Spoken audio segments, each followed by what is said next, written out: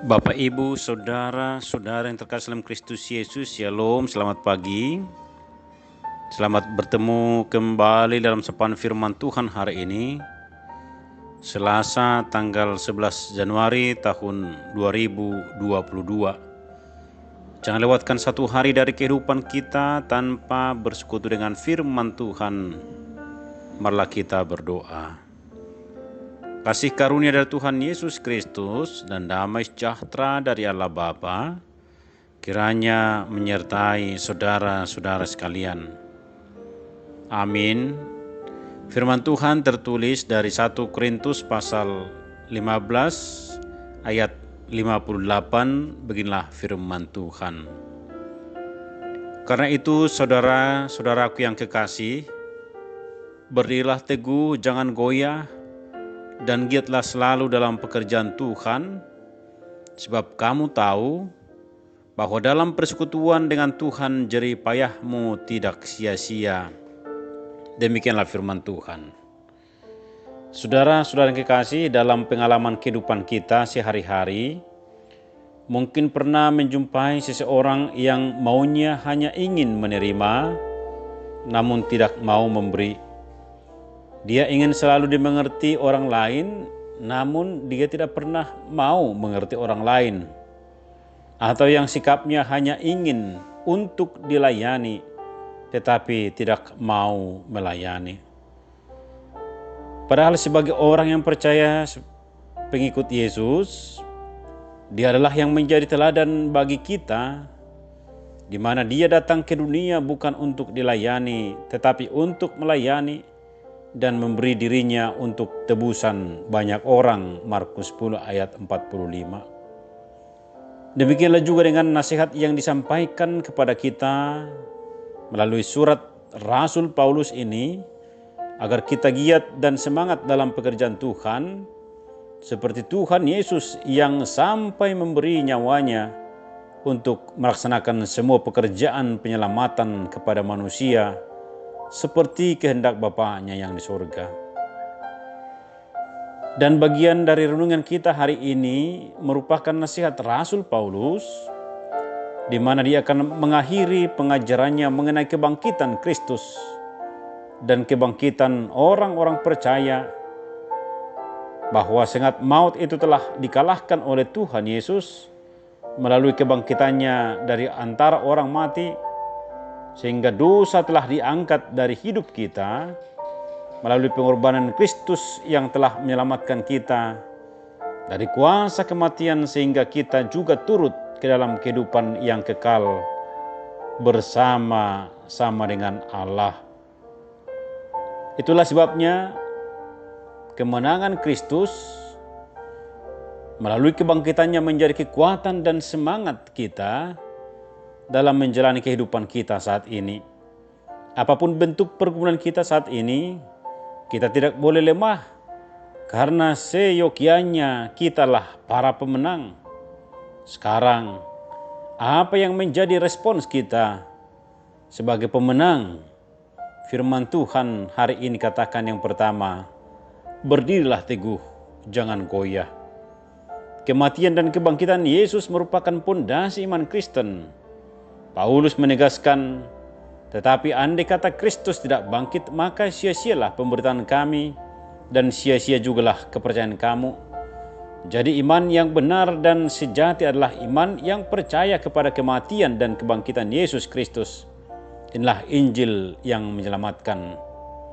Taruhlah seluruh pengharapan kita kepada Tuhan kita yang telah menang atas maut. Karena itu jangan pernah meragukan akan kesetiaan dan penyertaan Tuhan. Yang kedua dikatakan, giatlah selalu dalam pekerjaan Tuhan. Kata giat dapat diartikan melakukan sesuatu yang melebihi takarannya. Dengan kata lain, kita melakukan sesuatu yang lebih, bukan sekedarnya atau seadanya. Paulus memberikan teladan akan hal ini. Ia telah melayani Tuhan. Aku telah bekerja lebih keras daripada mereka semua. 1 Korintus 15 ayat 10. Ia bergiat untuk melakukan pekerjaan Tuhan. Dalam hal ini, Kita perlu mewaspadai segala kesibukan kita. Apakah kita sibuk dalam giat untuk mencapai keinginan ambisi pribadi? Apakah kita menggunakan semua kebaikan Tuhan, kesehatan, keuangan, kesuksesan, karir, keluarga, dan sebagainya untuk melayani Tuhan kembali? Apakah kita giat untuk melakukan pekerjaan-pekerjaan Tuhan? Bagaimana kita mengalokasikan waktu?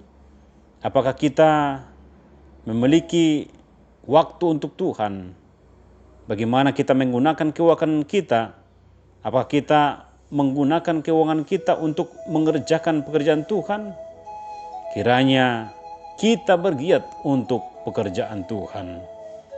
Saudara-saudara, apakah yang Allah janjikan bagi umatnya yang teguh? Apakah upah yang giat selalu bekerja dalam pekerjaan Tuhan? Allah berjanji bahwa sebab kamu tahu bahwa dalam persekutuan dengan Tuhan jerih payahmu tidak sia-sia. Sesungguhnya hidup dan bekerja bagi Tuhan tidak akan pernah sia-sia.